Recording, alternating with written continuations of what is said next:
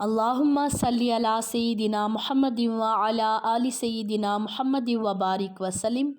Daily Islamic network YouTube channel پر آپ سب کو خوش آمدید۔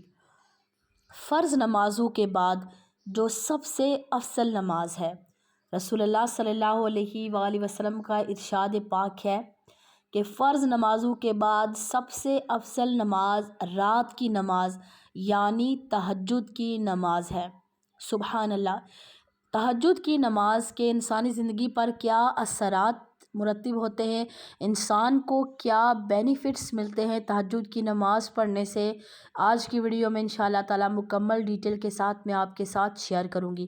تو ویڈیوز بنانے کا مقصد یہی ہوتا ہے کہ جس چیز کو بار بار انسان سنے، جو چیز بار بار انسان کے سامنے ذکر کی جاتی ہے تو انسان کے اندر شوق پیدا ہوتا ہے اس پر عمل کرنے کا۔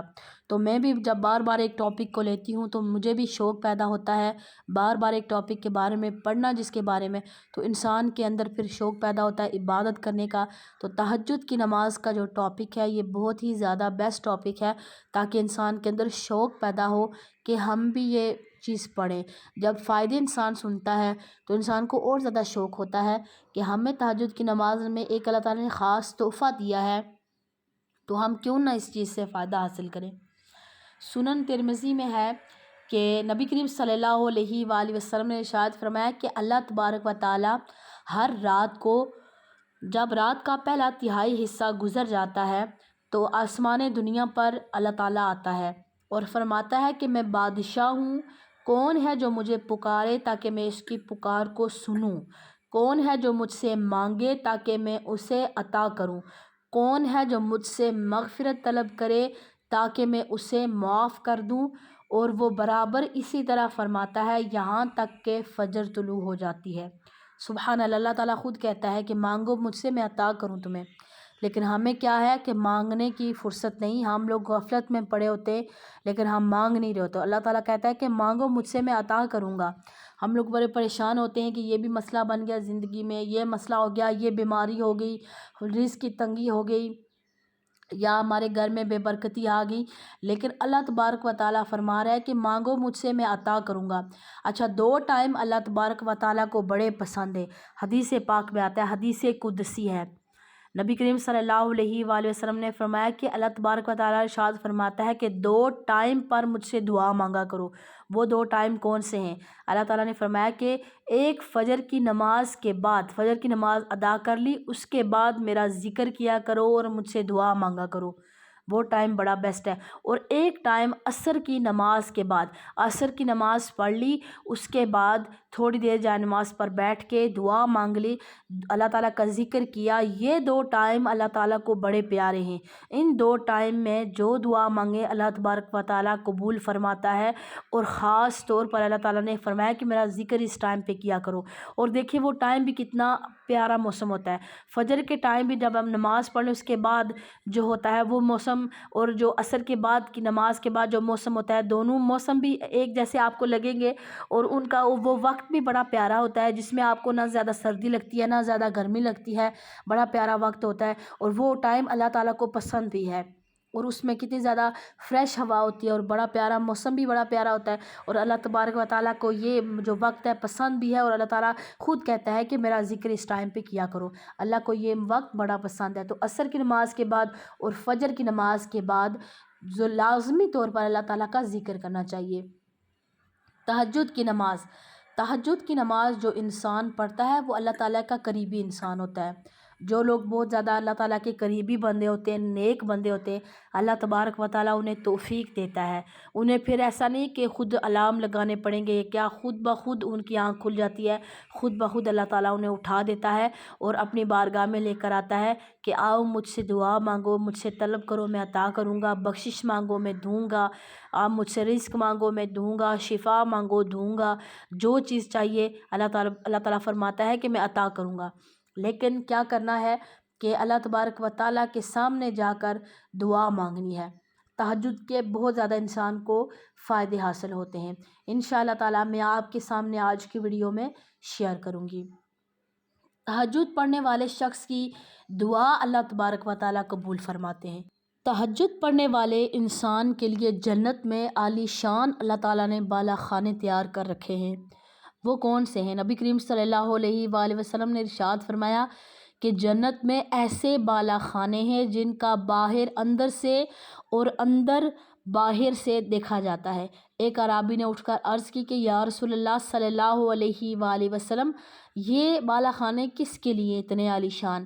تو آپ صلی اللہ علیہ وآلہ وسلم نے ارشاد فرمایا کہ یہ اس انسان کے لیے ہیں جو نرم گفتگو کرے، کھانا کھلائے، لگاتار روزے رکھے اور رات کو اٹھ کر اللہ تبارک و تعالیٰ کے لیے نماز پڑھے جب کہ تمام لوگ سوئے ہوئے ہوں۔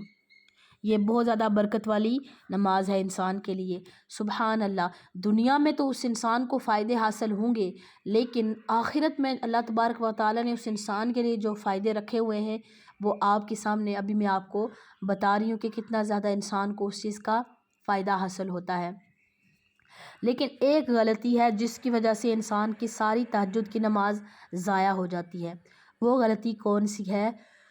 کہ انسان نے نماز پڑھ لی، ٹھیک ہے، شیطان ایسے انسان کو پھر نماز پڑھنے سے یا اٹھنے سے بالکل بھی نہیں روکتا۔ انسان اٹھا، تہجد کی نماز پڑھی، صبح فجر کی نماز پڑھی، پڑھنے کے بعد ثواب حاصل ہوا، اس کے بعد پھر صبح جب ہوئی، لوگوں سے جب ملنے لگے تو بہانے سے یہ بتانا کہ میں نے آج تہجد کی نماز پڑھی، میں نے آج اتنے نفل پڑھے، صرف یہ دکھانے کے لیے تاکہ لوگوں کو پتہ چلے کہ میں کتنا تہجد گزار ہوں یا کتنی تہجد گزار ہوں۔ یہ چیز جو ہے نا، یہ اللہ تعالیٰ کی ناراضگی کا سبب ہے۔ اللہ تبارک و تعالیٰ اس چیز کو پسند نہیں فرماتا کہ انسان عبادت میں ریاکاری کرے یا دکھاوا کرے۔ ریاکاری کا گناہ بہت زیادہ ہے، بہت زیادہ ہے۔ انسان کو اتنا زیادہ اس چیز کا گناہ ملتا ہے کہ انسان تصور بھی نہیں کر سکتا۔ یعنی دکھانے کے لیے کبھی بھی عبادت نہ کی جائے۔ ایک انسان، نبی کریم صلی اللہ علیہ وآلہ وسلم نے ارشاد فرمایا ایک مرتبہ اپنے صحابہ سے کہ کیا میں تمہیں یہ نہ بتاؤں دجال کے فتنے سے بھی زیادہ فتنہ کون سا ہے؟ یقین مانے دجال کا فتنہ جس سے ہم سب لوگ پناہ مانگتے ہیں کہ اللہ ہمیں پناہ میں رکھے دجال کے فتنے سے، لیکن نبی کریم صلی اللہ علیہ وآلہ وسلم نے ارشاد فرمایا کہ دجال کے فتنے سے بھی زیادہ سخت فتنہ پتہ ہے کیا ہے؟ کہ انسان نماز پڑھ رہا ہو اور اس کے ساتھ کوئی دوسرا شخص آ کر نماز پڑھے اور انسان اپنی نماز کو اس لیے درست کر لے کہ ساتھ والا یہ سمجھے کہ میں نے نماز آہستہ آہستہ پڑھی ہے اور اپنی نماز کو اس کو دکھانے کے لیے درست کر لے۔ استغفر اللہ۔ نبی پاک نے فرمایا کہ یہ چیز دجال کے فتنے سے بھی زیادہ بری ہے، سخت ہے، یعنی کتنا زیادہ انسان کے لیے آزمائش ہے۔ تو انسان کو کیا کرنا چاہیے؟ ایسے ہرگز دکھاوا یا اس طرح کی اگر جیسے بات شیطان ڈالتا ہے، ایسا نہیں ہے مجھے بھی آ جائے گا ایسے کرنا، آپ کے دل میں بھی آ سکتا ہے، سب کے دل میں آ سکتا ہے، ایسا نہیں ہے کہ نہیں آ سکتا۔ ہم کہیں کہ نہیں جی نہیں، ہم دکھاوا نہیں کر رہے، ہم ریاکاری نہیں کر رہے، دل میں آ جاتی ہے۔ شیطان وہ انسان کے خون میں جس طرح رگوں میں خون دوڑ رہا ہے اس طرح انسان کے ساتھ موجود ہوتا ہے، تو وہ ضرور انسان کو ورگلانے کی کوشش کرتا ہے۔ کبھی نہ کبھی انسان کے ذہن میں یہ چیز آ جاتی ہے کہ لوگ کیا کہیں گے، لوگوں کے سامنے اچھا بن جانا یا لوگوں کے سامنے درست طریقے سے اپنے آپ کو پیش کرنا یا اچھے طریقے سے قرآن پاک پڑھنا، صرف یہ کہ لوگ سن رہے ہیں مجھے، یہ شیطان کبھی نہ کبھی دماغ میں ڈال دیتا ہے۔ تو آپ یاد رکھیں کہ یہ دجال کے فتنے سے بھی زیادہ سخت چیز ہے۔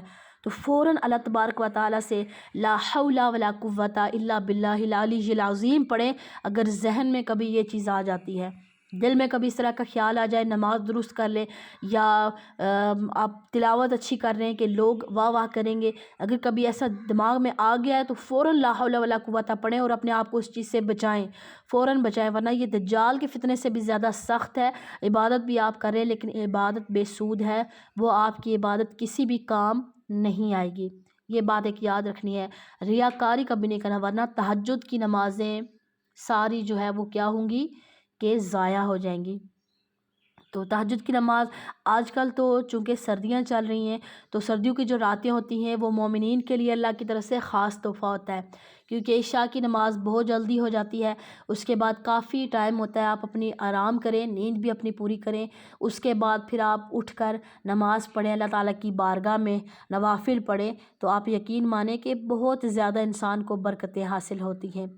تو نماز کا اکثر لوگ کیا غلطی کرتے ہیں کہ تہجد کی نماز کا جو وقت ہے اس میں لوگ مسٹیک کرتے ہیں۔ تہجد کی نماز کے لیے آپ کو فجر کی اذان کا انتظار نہیں کرنا ہوتا، آپ کو طلوع فجر کا انتظار کرنا ہوتا ہے۔ طلوع فجر ہو گئی، آپ کا وقت ختم ہو گیا۔ اب جیسے رمضان المبارک میں طلوع فجر ہوتی ہے تو سحری کا ٹائم جو ختم ہوتا ہے، اس کا مطلب کہ طلوع فجر ہو گئی، سحری کا ٹائم ختم ہو گیا، لیکن اس میں اذان شرط نہیں ہے کہ فجر کی اذان ہوگی تو آپ روزہ بند کریں گے۔ اسی طرح تہجد کی نماز بھی جس ٹائم روزہ ہم لوگ بند کرتے ہیں پہلے سائرن بجا دیا جاتا ہے کہ اب روزے کا ٹائم ختم ہو گیا ہے، اور اسی طرح وہی ٹائم ہے تہجد کا ٹائم بھی پھر ختم ہو جاتا ہے۔ اذان بعد دفعہ طلوع فجر کے 40 منٹ بعد، 20 منٹ بعد، 10 منٹ بعد، 5 منٹ بعد، تو یہ اپنا اپنا ٹائم فکس کیا ہوتا ہے، تو اس ٹائم پر لیٹ اذان دی جاتی ہے۔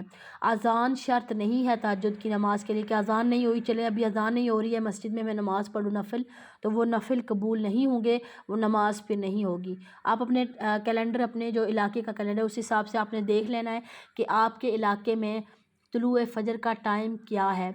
جیسے کیلنڈر ہوتا ہے تو اس پر آپ کو پتہ چل جائے گا کہ کس ٹائم پر طلوع فجر ہوتی ہے، تو بس اس ٹائم سے پھر اگر آپ 5 منٹ پہلے بھی اگر آپ 2 نفل پڑھ لیتے ہیں تو تب بھی انسان کے وہ نفل قابل قبول ہے، نوافل انسان کے ہو جاتے ہیں۔ اس چیز کا آپ نے خاص دھیان رکھنا ہے۔ دوسرا، ریاکاری سے بچنا ہے، اپنے آپ کو دکھاوا بالکل بھی نہیں کرنا، یہ دجال کے فتنے سے بھی زیادہ بری چیز ہے۔ مجھے امید ہے کہ آج کی ویڈیو آپ کو پسند آئی ہوگی۔ ویڈیو اچھی لگے تو اس کو لائک اور شیئر کرنا مت بھولیے گا۔ السلام علیکم ورحمۃ اللہ وبرکاتہ۔